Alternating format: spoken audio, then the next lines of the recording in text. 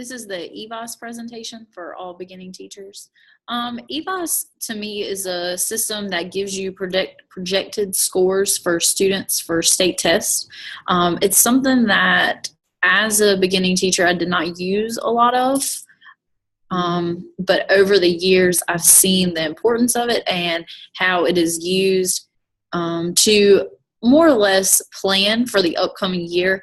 It might not be something that's used as much during the school year, but it would be something that would help you from the get-go getting your school year started. The biggest thing that we use EVOS for here is to place students in their next class. It started as a way to create a year-long Foundations and Math 1 class. So what we did was we went into EVOS pulling all of our 9th grade math rosters and looking at their EVOS data. If they had less than 50% for a level 3, then they were placed into a Foundations class, and then they took Math 1 in the spring. So what that did was it created 5 year-long Math 1 classes, but if Math 1 is going to be such a push, and these are our lower students, they need more time.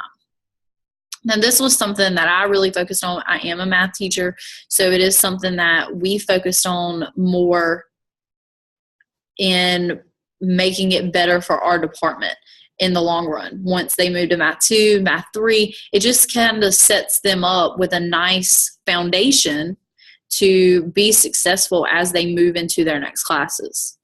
Another thing that we started looking at was using it to place students even whether they need to be in chemistry or physical science.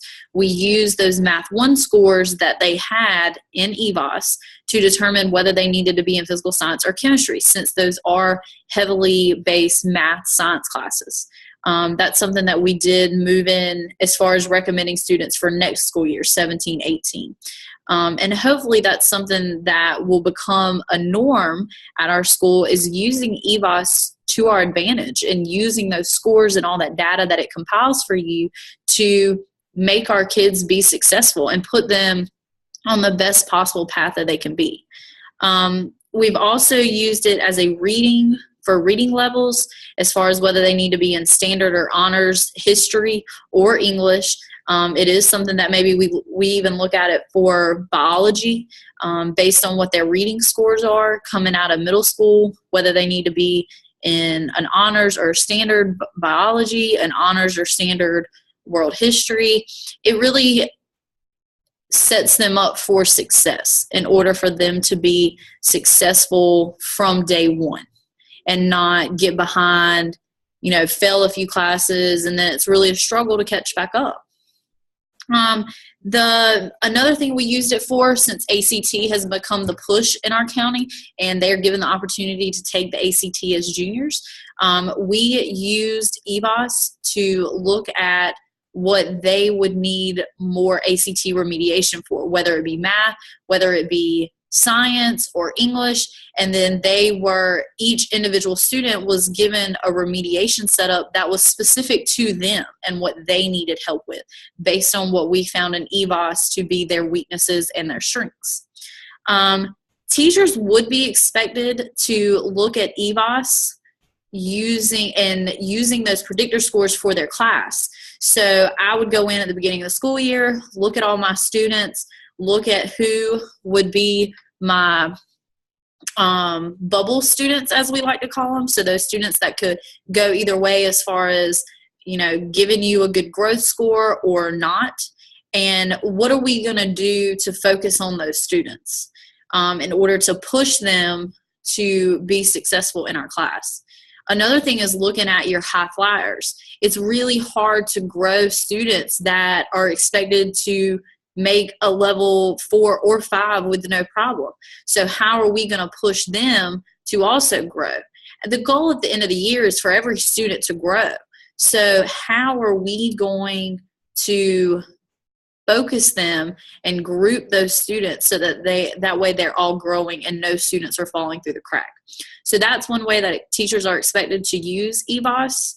And that's something that should probably be done over the summer at the beginning of the school year. So that way you can set up your groups, you can go ahead and set up material, and hit the ground running from day one.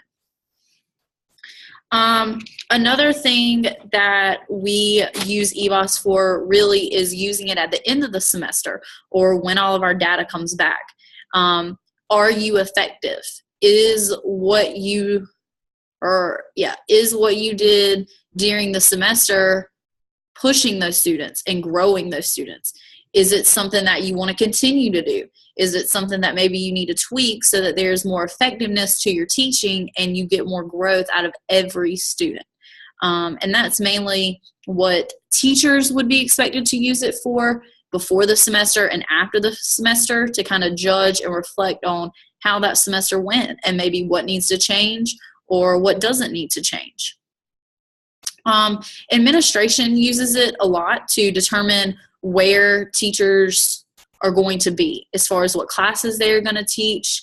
If a teacher is maybe not so successful with a class, they might not get as many of them the next year, or they might not teach it at all the next year. And that's something that we really use, or our administration uses EVOS for as our data comes back and planning for the next school year.